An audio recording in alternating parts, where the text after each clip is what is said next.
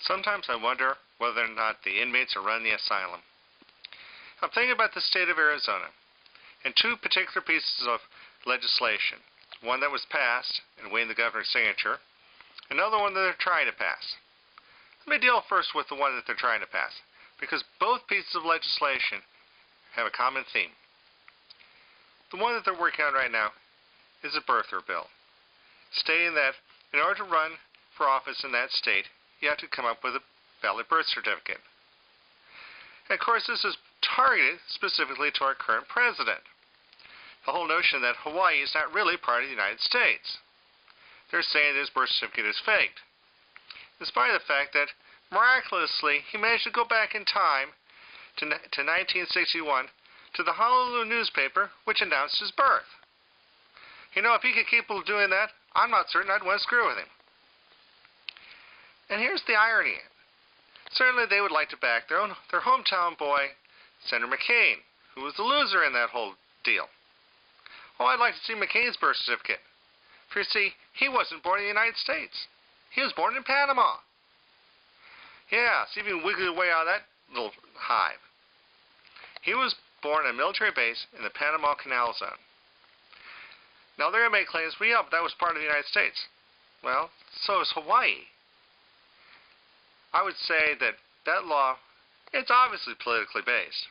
And it just makes the state of Arizona look stupid. But in that same theme of, that Arizona is kind of the country club for just the right types of folks. We certainly can't have foreigners taking over like they did in the White House. But the one law they did pass is far worse than this. It basically requires that you have to prove your citizenship, or they're going to throw you in the clink.